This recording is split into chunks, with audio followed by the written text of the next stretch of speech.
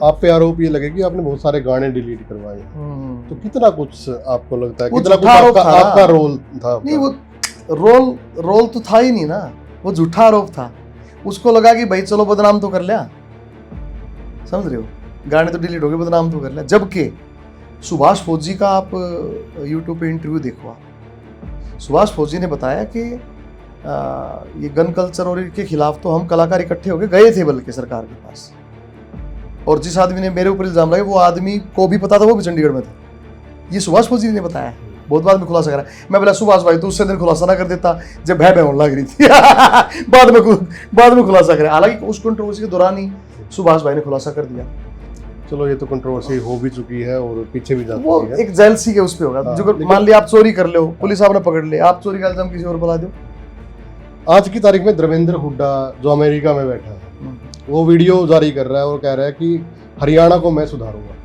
हरियाणा में कोई भी गन कल्चर या फिर अश्लील जो हरकतें हैं, जो सोशल मीडिया पे रील्स वगैरह चल रही है, और उन्होंने सपना चौधरी का भी नाम ले लिया, उनको बहुत कुछ बोलना भी है जिसके बवाल मचा हुआ है। तो उसको आप कैसे देख रहे हो, जो आज के दौर में धर्मेंद्र हुड्डा जो काम? देखो, मैं ना एक कलेक्टिव पर्सपेक्टिव पे बात करूंगा। मुझे ऐसा लगता है कि जो ये संगीत है ना, संगीत अगर परमात्मा के लिए गाया जाए तो साधना है। संगीत लोगों के मनोरंजन के लिए गाया जाए या बनाया जाए, संगीत या नृत्य या कला, तो फिर वो काम है, आपका कार्य है, आपकी ड्यूटी है। संगीत अगर पैसा कमाने के लिए बिना संदेश को देखे, बिना समाज को देखे, बिना रेस्ट्रिक्शंस को देखे और कला की बारीकी को बिना देखे, तो फिर वो धंधा है।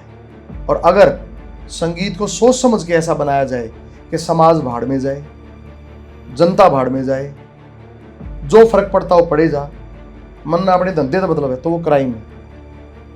अब आप कैटेगराइज कर लेना कि कौन कलाकार क्राइम कर रहा है, कौन कलाकार धंधा कर रहा है, कौन काम कर रहा है। और जब भी कोई गलत चीज आएगी समाज में, उसके खिलाफ बोलने वालों की संख्या भी बढ़ेगी। आपके बारे में ना गलत कमेंट बड़े ज्यादा आते हैं, तो एक माहौल बनाया जा रहा है, तो वजह क्या है? कौन ये माहौल बना रहा है? क्या कैसे देख रहे हो आप? इसमें 3 तरह के लोग हैं। नंबर 1 वो लोग हैं जो हमारी नायब सरकार, हमारी मनोहर जी की नीतियों से चलने वाली सरकार, हमारी बीजेपी सरकार के खिलाफ जो लोग बैठे हैं। हरियाणा में 3.25 करोड़ जनता है, 1.5 करोड़ लोग सोशल मीडिया यूज करते हैं। उनमें से सारे तो भाजपा के नहीं हैं, सारे तो सरकार के पक्षधर नहीं हैं। तो जो विरोधी लोग हैं वे कमेंट कर रहे हैं। एक दूसरे कुछ वो लोग हैं जो नहीं सोच चाहते गजेंद्र जीत उड़ा हमने होना चाहिए। वे उस जेलसी में ना केवल कमेंट कराए हैं, बल्कि आजकल तो 4 रुपये में 20 कमेंट का पैकेज आता है। ठीक है, डिजिटल ऐप आए हुए हैं, उनमें 4 रुपये लाओ 20 कमेंट आ जाते हैं। ऐसे फेक कमेंट मन ने भी कुछ कमेंट पढ़ दे ना और उनकी आईडी पे गया तो वे लोग पाई। ऐसा क्यों होता है कि सारी नेगेटिव कमेंटिंग लोग पावे हैं, प्रोफाइल लोग क्यों? वे इसलिए लोग हैं क्योंकि वो फेक आईडी है। तो फेक आईडियों से पेड जो है वो कमेंटिंग कराई जा रही है। और तीसरा कुछ परसेंटेज उन लोगों की भी है जो मुझसे वाबस्ता, जो मुझसे सहमत नहीं है, वो बहुत कम है, लेकिन हैं कुछ लोगों से मैं भी सहमत नहीं हूँ। तो कुछ लोग कहते हैं, लेकिन वो बड़े सभ्य तरीके से कहे हैं। बाकी जो कमेंटिंग असभ्य हैं वे सारी फेक कमेंटिंग है, या फिर उन दुर्विरोधियों की हैं जिन्हें गाड़ देने का मतलब है सरकार को। आपके कई गाने हैं, जैसे कन्या भ्रूण हत्या को लेकर है, या फिर तेरी फोटो क्यों ना भगत सिंह छपती नोटा में, आपका बड़ा फेमस रहा है ये गाना। बिल्कुल। तो थोड़ा सा बताएं ये भी, क्योंकि आजकल जो अश्लीलता परोसी जा रही है, लेकिन आपके भी बहुत सारे अच्छे गाने भी आए हैं। अच्छे गाने भी नहीं, अच्छे गाने ही आए हैं।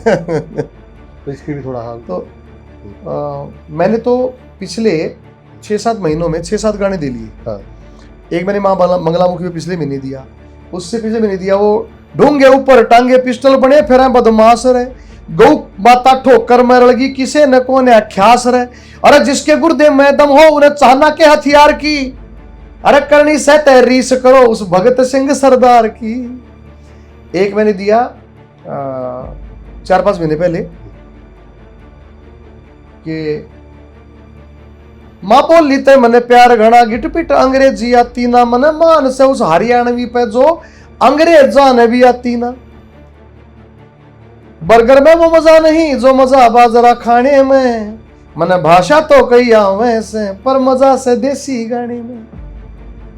तो अच्छा हाँ, एक आपने मेरे से क्वेश्चन किया था कि जो कमेंट नेगेटिव क्यों आता है, तो फेक कमेंटिंग के अलावा ये कमेंटिंग शुरू पता कब हुई? जब किसान आंदोलन चल रहा था और मुझे ओएसडी लगाया गया, बिल्कुल तब मेरे बारे में भ्रम फैलाए गए। वे नए नए बालक थे, उनको लगता है ये बातें कहीं क्लियर करते हैं। हाँ, उस टाइम मैं सरकारी नौकरी पे था, तो मैं किसी आंदोलन का हिस्सा तो बन नहीं सकता। वहां पे कुछ कलाकार ऐसे गए जो आज हमारी सरकार में पदों पे बैठे हैं, हमारी सरकार का ही फायदा उठा रहे हैं, और उन्होंने किसान आंदोलन में जाके मेरे खिलाफ जो है ना वो करना शुरू कर दिया, दुष्प्रचार। और कुछ कलाकार ऐसे थे जो दूसरी पार्टियों के थे, कोई आम आदमी पार्टी का था, कोई कांग्रेस का था कलाकार, तो उन्होंने मेरे को ये कहना शुरू कर दिया गजेंद्र फोगाट को तो ओएसडी इसलिए लगा के उसने आंदोलन बेच दिया। भाई मैं आंदोलन का हिस्सा ही नहीं, मैं सरकारी नौकरी पे हूँ। एक सरकारी ऑफिसर आंदोलन में जा ही नहीं सकता, मैं तो गया ही नहीं, तो मैं आंदोलन को कैसे बेचता। आपके बारे में थोड़ा सा नेगेटिव ये भी रहा कि स्वर्गीय राजू पंजाबी जैसे उनका देहांत होता है तो आप वहाँ पे गए नहीं शायद, तो वहाँ तो मैं बाहर था, मैं नहीं जा पाया। लेकिन जो भय कर रहा था इस बात पे, उसने कितने गाने राजू पंजाबी से बनवाए, पूछो उससे।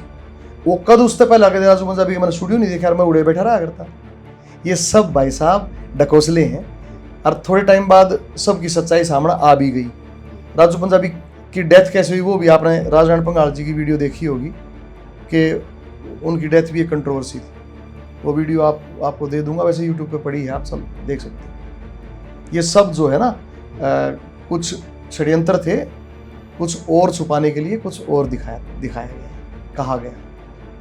एक गाना की लाइन और बड़ी चुभती है जो आपके बारे में है, जैसे भाई मैं डांडा न्योली वाला फिर डॉट डॉट गट हूँ, मतलब ये चीज़ें ना ये माने चलते हैं कि आप पे ही जैसा। देखो मैं तो नहीं मानता मेरे पे है, मेरे पे सीधा नाम लेता, एक बात। दूसरी बात, वो किस परिप्रेक्ष्य में कह रहा है मुझे समझ नहीं आया, अगर मेरे ऊपर है तो, क्योंकि मैंने तो ऐसा कोई काम ही नहीं किया जिसके बारे में ये कहा जाए कि इसको डिफेम करो। ना मैंने कदे कोई ऐसा गलत व्यवहार कराया किसी के लिए, ना अश्लीलता फैलाई, ना मैंने गन को प्रमोट कराया।